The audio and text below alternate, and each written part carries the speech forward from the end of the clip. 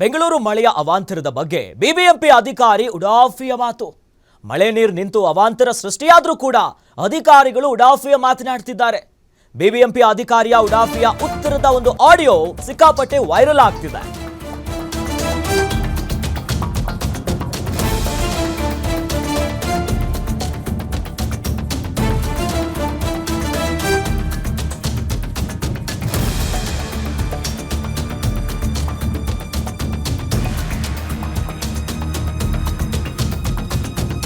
ಬೆಂಗಳೂರಿನಲ್ಲಿ ಮಳೆಯಾಗಿ ಅವಾಂತರದ ಮೇಲೆ ಅವಾಂತರ ಆಗ್ತಿದೆ. ಆದರೆ ಇದರ ನಡುವೆ ಅಧಿಕಾರಿಯೊಬ್ಬರು ಉಡಾಫಿಯ ಮಾತನಾಡಿದ್ದಾರೆ. ಸದ್ಯ ಬಿಬಿಎಂಪಿ ಅಧಿಕಾರಿಯ ಉಡಾಫಿ ಉತ್ತರದ ಆಡಿಯೋ ಸಿಕ್ಕಾಪಟ್ಟೆ ವೈರಲ್ ಆಗ್ತಿದೆ.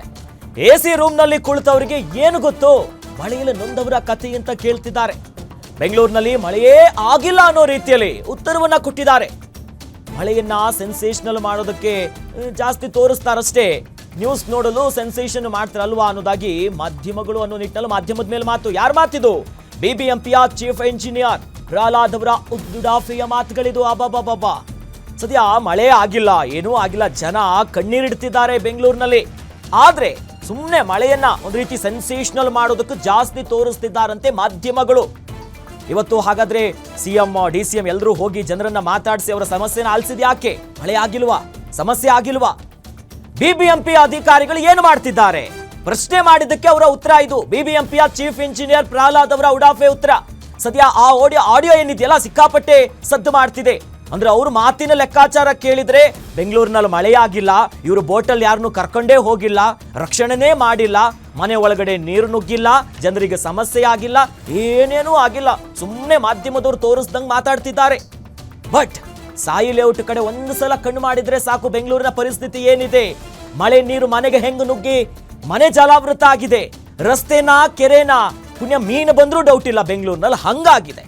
ಆದ್ರೆ ಸುಮ್ಮನೆ ಇಷ್ಟೆಲ್ಲ ಸಮಸ್ಯೆಗಳ ನಡುವೆ ಬಿಬಿಎಂಪಿಯ ಅಧಿಕಾರಿಯ ಉಡಾಫೆಯ ಉತ್ತರ ಇದು.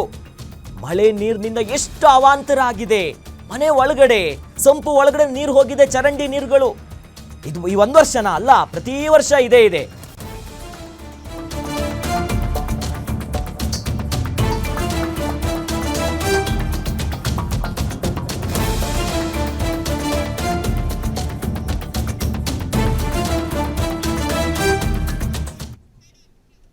ಬಿಬಿಎಂಪಿಯ ಚೀಫ್ ಇಂಜಿನಿಯರ್ ಪ್ರಹ್ಲಾದ್ ಅವರ ಉಡಾಫಿಯ ಮಾತು ಹೆಂಗಿತ್ತು ಗೊತ್ತಾ? ನೀವೇ ನೋಡಿ. Sir, namaskar. My name is Bhavna. First, I want to say it's an absolute honor meeting you as a trainee reporter from News Trade. So my topic which I wanted to write about is the current. Monsoon already bandilla, but it's approaching slowly, right? The first few rains itself, Outer Ring Road and everything is already flooded. So what would you say is BBMP, what kind of preventive measures are being taken? Is there a monsoon plan you have already made? ಮೊದಲನೇದಾಗಿ ನಾವು ರಸ್ತೆ ಮೇಲೆ ನೀರು ನಿಲ್ಲುವಿಕೆ ಬಗ್ಗೆ ಮಾತಾಡ್ತೀನಿ. ನೋಡಿ, ಇವತ್ತು ಬೆಂಗಳೂರಿನಲ್ಲಿ ಹವಾಮಾನ ಪ್ಯಾಟರ್ನ್ ಅಂತ ಹೇಳ್ತೀವಿ, ಏನಂತೀವಿ ವೆದರ್ ಪ್ಯಾಟರ್ನ್ ಅಂತ. ಅದು small time large intensity rainfall ಆಗಿಬಿಡುತ್ತೆ. ಅಂದರೆ ಮಳೆ ದಡ್ಡಂತ ನೆಲದ ಮೇಲೆ ಬೀಳುತ್ತದೆ. ಅದು ಬಿದ್ದಾಗ ಒಂದು ಸ್ವಲ್ಪ ಹರಿವು ಕಾಣಿಸುತ್ತೆ. ಆ ಟೈಮಲ್ಲಿ ತಾವು ಮೊಬೈಲ್ ಇಟ್ಕೊಂಡು ಎಲ್ಲ ವೀಡಿಯೋ ತೆಕ್ಕೊಳ್ಳೋದು ಭಾಳ ಸುಲಭ. ಆವಾಗ ಆ ನೀರು ಸ್ವಲ್ಪ ಹರಿತಾ ಇರೋದು ನೋಡಿದ್ರೆ ಏನಪ್ಪ ಬೆಂಗಳೂರು ಮುಳುಗೋಯ್ತಾ ಅನ್ನೋಂಗೆ ಮಾಡ್ತಾರೆ. ಅದರೊಳಗೆ ಒಂದು ಎರಡಿದೆ. ಒಂದು ಜನರಿಗೆ ಸೆನ್ಸೇಷನಲೈಸ್ ಮಾಡಬೇಕು. ಏನಪ್ಪ ಎಲ್ಲರೂ ನೋಡ್ತಾ ಇದ್ದರೆ ಊರಿಂದ ಆಚೆ ಇರೋರು ನೋಡ್ತಾ ಇರ್ತಾರೆ ಇವತ್ತು ಟಿ ವಿಯಲ್ಲಿ, ಅಮ್ಮ ಇವತ್ತೇನು ಬೆಂಗಳೂರು ಮುಳುಗೋಗೋ ರೀತಿಯಲ್ಲಿ ಬರ್ತಾಯಿದೆ, ಅಷ್ಟೊಂದು ಮಳೆ ಆಗಿಬಿಟ್ಟಿದೆಯಾ ಅಂತ ಕೇಳ್ತಾರೆ. ಇಲ್ಲಿ ಯಾವುದೋ ಒಂದು ಸಣ್ಣ ಮೋರಿ ಅಲ್ಲಿ ನೀರು ಹರಿತಾ ಇರುತ್ತೆ, ಅದನ್ನು ಫೋಟೋ ತೆಕ್ಕೊಂಡಿರ್ತಾರೆ. ಹಾಗಾಗಿ it is A more sampling, negative sampling ಅಂತ ಕರಿಬೇಕು, ಪಾಸಿಟಿವ್ ಸ್ಯಾಂಪ್ಲಿಂಗ್ ಅಂತ ಕರಿಬೇಕು, ಹುಚ್ಚಾಟ ಅಂತ ಕರಿಬೇಕು, ಗೊತ್ತಿಲ್ಲ. ಸೊ ಎಲ್ಲ ಸೆನ್ಸೇಷನಲೈಸ್ ಮಾಡಬೇಕು ನನ್ನ ನ್ಯೂಸ್ನ ಜಾಸ್ತಿ ಜನ ನೋಡಲಿ, ಜನ ಸ್ವಲ್ಪ ಗಾಬರಿ ಆಗಲಿ ಅನ್ನೋ ಒಂದು ವಿಚಾರದಲ್ಲಿ ಈ ರೀತಿ ಆಗ್ತಾ ಇದ್ದಾವೆ. ಎಲ್ಲಾದರೂ ನೀರು ಹರಿವು ಬರ್ತದೆ, ಆ ನೀರು ಹರಿಯೋ ಜಾಗನ ಹೋಗಿ ಹಿಡಿಯೋದು. ಅಲ್ಲ ಸರ್, ಕೆಲವೊಂದು ಜಾಗಗಳು ಹಂಗಿದೆ ಸರ್, ಜಾಸ್ತಿ ಇರೋದ್ರಿಂದ ಜೆ.ಸಿ. ನಗರಲ್ಲಿ ನೀ ಲೆವೆಲ್ವರೆಗೂ ನಿಂತಿರುತ್ತೆ ಅಷ್ಟೊಂದು ಥರ ಹೇಳ್ತಾರೆ. ಹಾಗಾಗಿ ಅದೆಲ್ಲ it is A sample, it will not give any larger picture of Bangalore city ಅಂತ ಹೇಳ್ತಾ Of course, sir, Bengaluru but, ನಗರ ಅದನ್ನು ಹೇಳ್ತಾ ನಮ್ಮ ಬೆಂಗಳೂರು ನಗರ BBMPದ ಜವಾಬ್ದಾರಿ ಕಡಿಮೆ ಆಗಲ್ಲ. ಈಗಾಗಲೇ ನಾವು ಮಾನ್ಸೂನ್ ಪ್ರಿಪೇರ್ಡ್ನೆಸ್ ಪ್ರೋಗ್ರಾಮ್ ಅಂತ ಹೇಳಿ ಮಾರ್ಚ್ 15ನೇ ತಾರೀಕಿಂದಲೇ ಶುರು ಮಾಡಿದ್ದೀವಿ. ನೀವು ಇವಾಗ BBMP ವೆಬ್ಸೈಟ್ಗೆ ಹೋಗ್ಬೋದು.